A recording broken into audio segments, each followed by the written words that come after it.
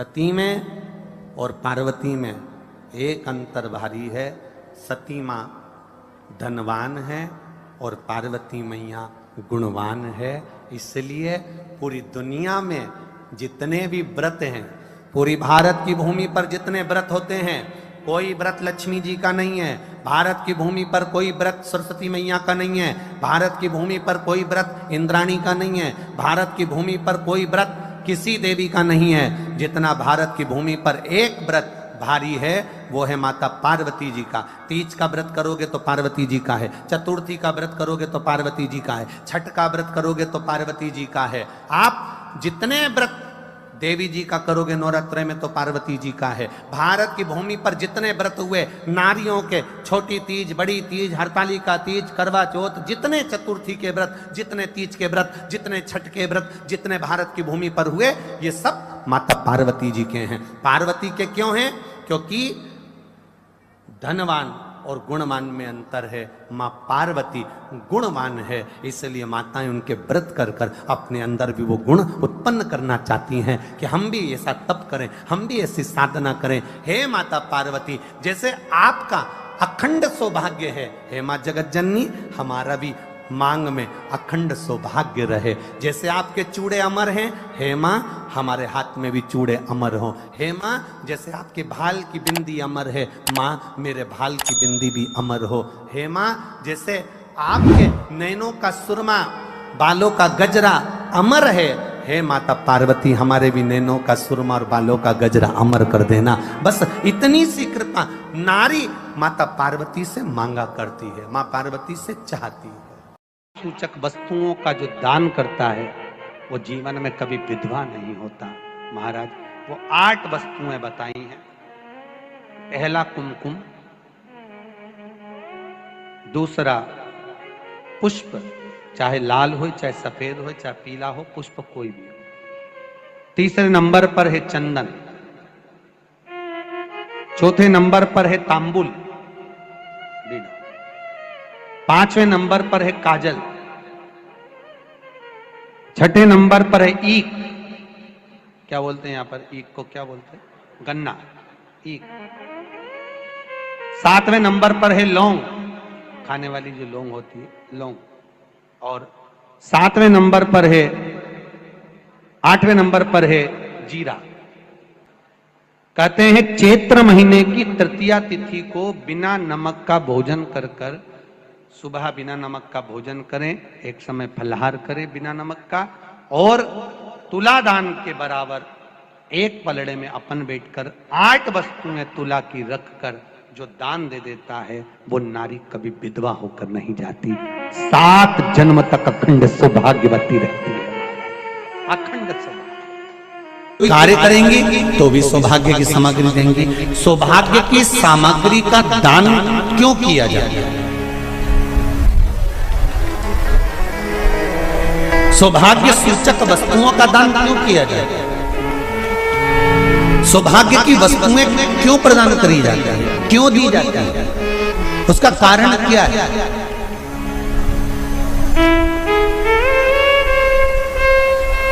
क्यों देते हैं? महाराज भारत की भूमि की सौभाग्यवती माताओं का एक मन की अभिलाषा रहती है।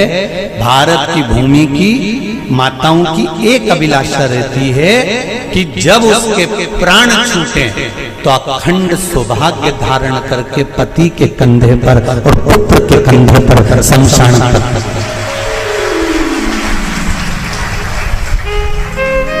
ये भारत की भूमि की माताओं की सोच है, उनके मन का संकल्प, उनके मन का भाव। और विदेश की माताओं का क्या संकल्प होता है? महाराज भारत का एक संत विदेश गया और भारत के संत जब विदेश गए तो वहां पर एक मां, एक स्त्री पति की कब्र के पास में बैठकर पंखा कर रही थी। भारत के संत को बड़ा दुख हुआ, देखो हमारे यहाँ की माताएं तो पति के साथ सती हो जाती हैं, हमारे भारत की भूमि की माताएं तो पति के साथ सती हो जाती हैं, पर ये तो विदेश की माताएं तो भारत की माता से भी बढ़कर है कि पति मर गया, कब्र के अंदर है, तो भी पंखा कर रही हैं। ये तो इनसे भी बड़ी है, भारत की माता से भी बड़ी ये विदेश की माता। तो भारत के संत से रहा नहीं गया और भारत के संत ने जाकर पूछ लिया विदेश की माता से, माँ जी एक बात बताओ, हमारे यहाँ पति के साथ पत्नी सती हो जाती है, वो प्रथम गिनती में आती है, पर तुम तो उससे भी बड़ी हो कि पति मर गया उसके बाद भी उसकी कब्र को पंखा कर रही हो। इतने में विदेश की माता ने कहा, मैं पति को पंखा नहीं कर रही, हमारे यहाँ नियम है जब तक पति की कब्र नहीं सूख जाए हम दूसरी शादी नहीं कर सकते, इसलिए पंखे से सुखा रहा।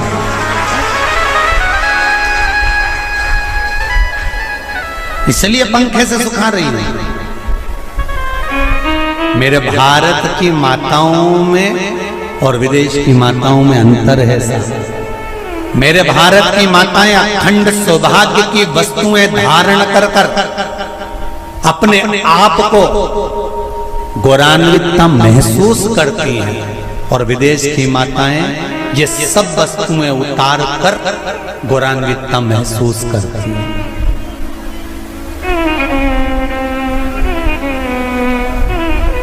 क्यों देते हैं चूड़ी का दान, क्यों देते हैं बिंदी का दान, क्यों देते हैं अखंड सौभाग्य का दान? किस महाराज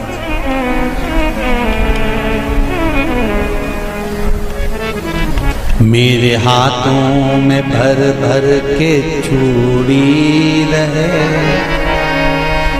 मेरे हाथों में भर भर के चूड़ी और मैया कोई काम नहीं, मेरे मस्तक पे चमकती चूनर रहे, मेरे मस्तक पे चमकती चूनर और मैया कोई काम नहीं, मेरी मांगों में भर भर के सिंदूर रहे, मेरी मांगों में भर भर के सिंदूर रहे और मैया कोई कामना नहीं, मेरे पाँव में बिछुड़ी का जोड़ा रहे, एक बिछुड़ी नहीं कितनी, 2 3 4 5, एक एक पाँव में जोड़े से बिछुड़ी होना चाहिए, केवल एक नहीं, सिंगल नहीं। वो तो आजकल का फैशन हो गया महाराज, जो केवल एक बिछुड़ी धारण कर लो उसी में फैशन दिखे। श्रावण की शिव महापुराण की कथा कहती है जब बेटी को विदा करा जाता है और पहली बार बेटी के पांव में जब बिछुड़ी डाली जाती है तो वो बिछुड़ी भी अलग अलग नहीं होती, उस बिछुड़ी के जोड़ को चेन से एक दूसरे से बंधा हुआ होता। बोला सही है कि गलत? जितने आस्था चैनल पर कथा सुन रहे हैं, जितने फेसबुक पर सुन रहे हैं, यूट्यूब पर सुन रहे हैं, सुन लेना कि मेरे भारत की माताओं का जब पाणी ग्रहण संस्कार किसी बेटी का होता है, उसके पांव में जब पहली बार बिछुड़ा पिनाया जाता है, बिछुड़ी पिनाई जाती है, तो वो बिछुड़ी भी एक दूसरे से बंधी हुई होती है, चेन से बंधी हुई होती है। उसको अलग अलग वाली बिछुड़ी शादी के मंडप में नहीं पिनाई जाती। क्यों? जैसे ये बिछुड़ी एक दूसरे से पांव में बंधी हुई है, तुम्हारी जिंदगी अंतिम श्वास तक ऐसी ही बंधी रहे, यही बनना चाहिए।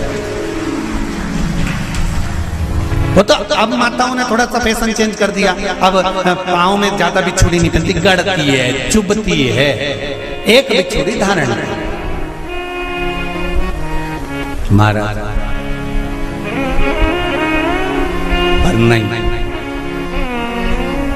बिछुड़ी भी 2 हो, जोड़े से हमारी माताएं, भारत की भूमि की जो माताएं हैं, ये चूड़ी भी हाथ में पहनती है तो जोड़े से पहनती है। बोलो जैसा सही है कि गलत है?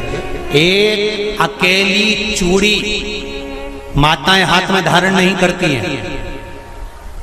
अगर भारत की भूमि की संस्कारित माताएं हैं और भारत की भूमि की सभ्यता और संस्कृति को जानती है तो अकेली चूड़ी नहीं, जोड़े की चूड़ी पहनेगी। 2 चूड़ा डालेगी, 4 डालेगी, 12 डालेगी, पर सिंगल नहीं, अकेले। और सरल भाषा में समझ लो, हमारे यहां ठेले पर लेने जाओ तो जो केले अपन खाते हैं वो भी सिंगल नहीं देते, उसको भी जोड़े से दिया जाता है। 2 दूं की, 12 दूं की, आधी दर्जन दूं की 1 दर्जन दूं। अब अंदाजा लगाइए। हमारे यहां देने का भी एक भाव है। श्रावण के महीने की शिव महापुराण की कथा, जिसका नाम है श्रावण शिव महापुराण की कथा, ये कहती है कि पार्वती जी ने और गंगा जी ने ये चतुर्मास में जितना सौभाग्य का दान दिया है, उनके बराबर दुनिया का कोई व्यक्ति इतना सौभाग्य का दान नहीं दे सकता जो माता गंगा और पार्वती दोनों दान दे रहे हैं।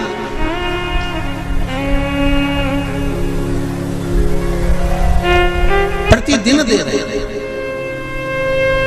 और अब तो फैशन आ गया, तुम लोगों जो सौभाग्य का दान देते हो प्लास्टिक की डलिया में देते हो। पर एक एक पुराण को उठा कर देख लेना, एक एक उद्यापन को उठा कर देख लेना। जितनी तुम कथा तुम्हारे घर में छोटी छोटी कथाओं की पोथियां पड़ी हो, उनको उठा कर देख लेना। उसमें नहीं लिखा कि प्लास्टिक की डलिया में सौभाग्य की वस्तु का दान दिया जाता है। उसमें लिखा है बांस की पिटारी में, बांस की डलिया में सौभाग्य की वस्तुओं का दान दिया गया। क्यों? क्योंकि बांस वंश की वृद्धि करता है, बांस सौभाग्य की वृद्धि करता है, और बांस अखंड सौभाग्य। जैसे बांस का पौधा बढ़ते चले जाता है, बढ़ते चले जाता है, उसी तरह बांस की डलिया में जब दान दिया जाता है, बांस की टोकनी में जब दान दिया जाता है, तो ये भाव रखा जाता है कि तुम्हारा सौभाग्य ऐसे ही बढ़ता रहे। पर अब थोड़ा सा फैशन चेंज हो गया तो प्लास्टिक की डलिया, पर प्लास्टिक की नहीं,